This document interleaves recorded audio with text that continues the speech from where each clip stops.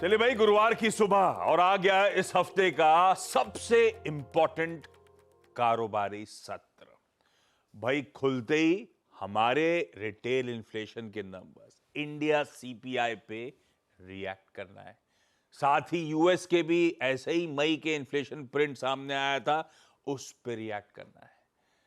साथ साथ फेड ने जो कल देर रात पॉलिसी मीट का आउटकम अनाउंस करा है, उस पर रिएक्शन देना है। और जेरोमी पावेल साहब की स्पीच जो ज्यादा इंपॉर्टेंट रहती है, उसकी भी बातचीत, उसे भी समझना और उस पर भी रिएक्शन देना है। और ये सारे इंपॉर्टेंट डेटा पॉइंट्स उस दिन जब हम निफ्टी 50 की वीकली एक्सपायरी की कर रहे हैं आज तैयारी।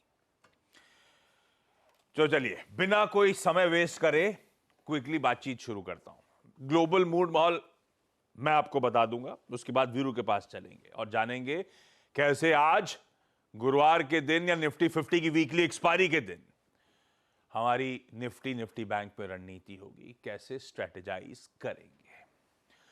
अच्छा, कल सबसे इंपॉर्टेंट, सबसे पहले जो आंकड़ा आया था वो यूएस इन्फ्लेशन का था। इंडिया वाला बाद में लेकर आता हूं क्योंकि इस समय ग्लोबली सारा मूड सेट वहां का डेटा पॉइंट कर रहा है। पहले जरा डेटा पॉइंट सामने रखिएगा क्लैरिटी के साथ। यूएस का मई का इन्फ्लेशन प्रिंट, गर्मी का समय है, ठंडा ठंडा सा वो प्रिंट आया।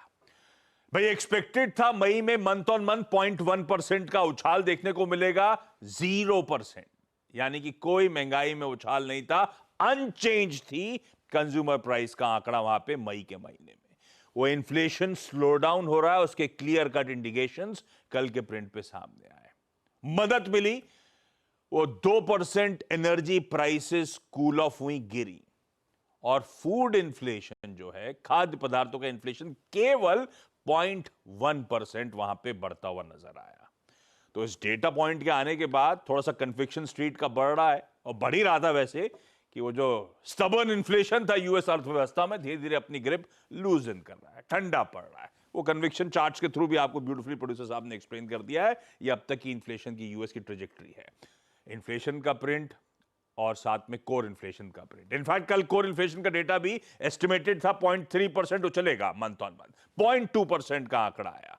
इन्फ्लेशन का प्रिंट कंफर्टिंग था। ऐसे में हुआ क्या, कल एक बार डाउ की इंट्राडे चार्ट रखिएगा। यूएस के मार्केट्स खुले ही अच्छी खासी मजबूती के साथ, पर उसके बाद सारा इंतजार था दूसरी इंपॉर्टेंट चीज का। हमारे टाइम के हिसाब से रात 11:30 बजे फेड मीट का आउटकम आया, और एज एक्सपेक्टेड फेड ने ब्याज दरों में कोई छेड़छाड़ नहीं करा। करंट रेंज पर ब्याज दरें स्थिर रखी गई, पॉलिसी होल्ड करी गई, स्टेटस को पॉलिसी थी, जैसा इस चैनल पे प्लेटफॉर्म पे चर्चा भी हुई थी कि शायद इस बार ब्याज दरों में कोई छेड़छाड़ कोई एक्सपेक्ट ही नहीं कर रहा है।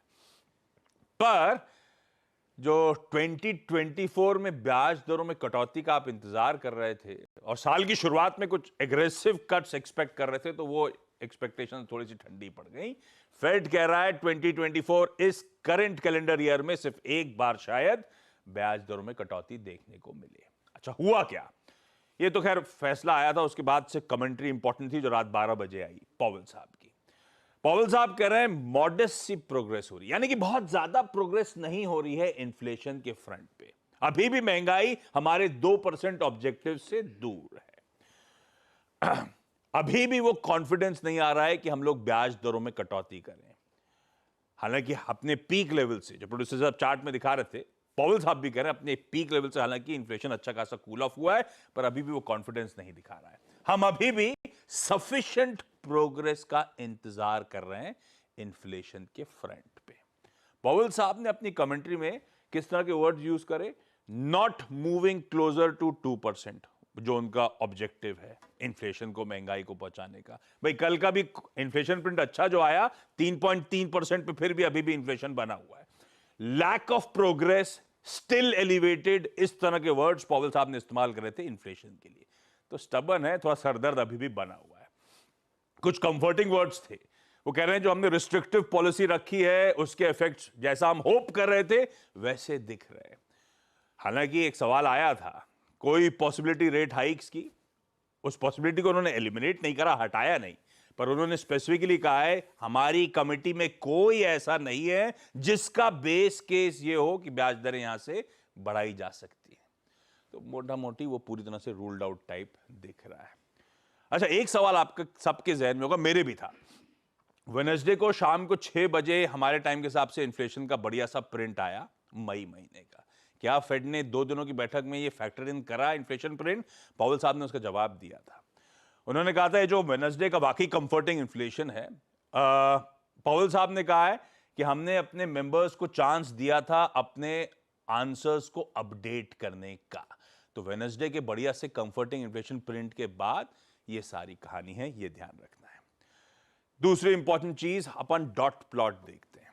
साल की शुरुआत मार्च में, आपको याद होगा नीरज वाजपेयी बातचीत करते रहते थे, तब कहते थे इस साल कैलेंडर ईयर में 3 रेट कट्स, बाजार फैक्टर इन कर रहा है।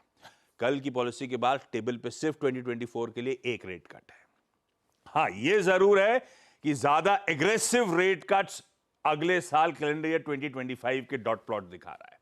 पहले 3 रेट कट्स की बात चल रही थी, अब 4 रेट कट्स हैं, 1% के आसपास ब्याज दरों में कटौती शायद 2025 में आपको देखने को मिले। तो यहां थोड़ा डिले होगा, वहां पे थोड़ी सी एग्रेसिव रेट कट्स होते हुए नजर आएंगे।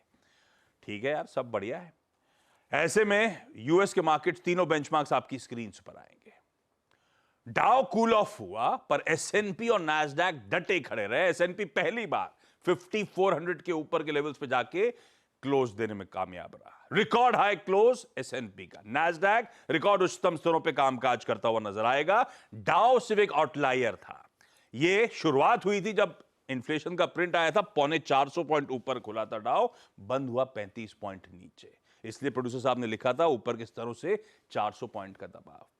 भाई खैर ठीक है, ये ध्यान रखिएगा। मैं एक बहुत आकलन पढ़ रहा था, यूएस में पार्ट्स ऑफ द इकोनॉमी बहुत लेस सेंसिटिव हैं ब्याज दरों को लेकर अपनी इस बार की बिजनेस साइकिल में। तो फेड मजबूरन कॉन्स्ट्रेंड है दरों में हायर फॉर लॉन्गर पे कंटिन्यू करने के लिए स्टैंड्स, और वो पार्ट्स ऑफ द पॉकेट्स हैं, कोई एसएनपी नैस्डैक में काफी हद तक रिफ्लेक्ट होते हैं, इसीलिए वो डटे खड़े रहे। डाउ में इस तरह की जब कमेंट्री आई और ये ब्याज दरें एक ही बढ़ेगी एक ही बार घटेगी, उसके बाद डाउ थोड़ा सा मुनाफा वसूली दिखाता हुआ नजर आया। वैसे ये आंकड़े कंफर्टिंग है, तब ऑफ के थ्रू दिखा देता हूं आपको। एसएनपी नैस्डैक डटे खड़े हुए थे, हैंडओवर बढ़िया है, और तब और की प्लीज सेकंड प्लेट स्क्रीन पे रखिएगा, सॉरी हाँ सेकंड प्लेट स्क्रीन पे रखिएगा। बॉन्ड यील्ड्स कूल ऑफ हुई हैं, वो आपकी स्क्रीन पे जहां छोड़ा था, और इस समय डॉलर इंडेक्स कूल ऑफ होता हुआ नजर आया है। तो ना सिर्फ वो एसएनपी नैस्डैक बल्कि वो कंफर्टिंग आंकड़े बॉन्ड और डॉलर इंडेक्स के थ्रू भी हैं। इसमें वो इन्फ्लेशन का स्लो डाउन जो हुआ है मई में सरप्राइजिंगली, वो मूड भी ब्यूटीफुली कैप्चर हो रहा है, और फेड का जो अपडेट आया है वो भी कैप्चर्ड है। तो अक्रॉस एसेट क्लासेस हाथों हाथ लिया गया है वो आउटकम, और ये रीजन हो सकता है शायद गिफ्ट निफ्टी जो आपको बढ़िया मूड मॉल दिखा रहा है, 100 पॉइंट ऊपर खुलने की कर रहा है इस समय तैयारी। चलिए ऐसे में अब मैं इंडिया इन्फ्लेशन पे बात पे आता हूं। अभी मूड माहौल तो ग्लोबल सेट कर रहा है, इंडिया इन्फ्लेशन भी आपको तस्वीर पेंट कर दूंगा, प्रोड्यूसर साहब ने हेडलाइन में मेंशन कर रखी है। पर वीरू के पास चला जाए, कल का ट्रेडिंग सेशन प्लीज एक बार निफ्टी का स्क्रीन पे रखिएगा। अच्छा खासा, मतलब फर्स्ट हाफ में तो बढ़िया मूड माहौल बना रहा भारतीय बाजारों में, पर सेकेंड हाफ में आते आते फिर ऊपरी स्तर से मुनाफा वसूली देखने को मिली। हां, इस बीच हुआ, हमने नया रिकॉर्ड उच्चतम स्तर 23,442 का कल के ट्रेडिंग सेशन में छुआ। रिकॉर्ड हाई छूने के बाद सेकंड हाफ में मुनाफा वसूली का दबाव, और फाइनली महज 58 अंक ऊपर भारतीय बाजार बंद होते हुए नजर आया। इनफैक्ट पिछले इस हफ्ते के अब तक की निफ्टी की चाल आपकी स्क्रीन पर रखता हूं, ऐसे ही हो रहा है बार बार। सोमवार के निफ्टी के डेज हाईज आपकी स्क्रीन पर कहां बंद हुए थे, ऊपरी स्तर से 150 पॉइंट दबाव के साथ भारतीय बाजार बंद हुए। ऐसे ही मंगलवार को 125 अंक ऊपरी स्तरों से दबाव के साथ बंद होते हुए नजर आए। दबाव कहो या ऊपरी स्तरों से कूल ऑफ होते हुए नजर आए। और इवन कल का ट्रेडिंग सेशन भी 119 अंक ऊपरी स्तरों से ठंडे होकर भारतीय बाजार बंद हुए। तो वीरू गुड मॉर्निंग। अब ये सब देख के लग रहा है कि शायद निफ्टी वो डिसाइसिवली 23,400 के ऊपर जाने का मन बना नहीं पा रहा है,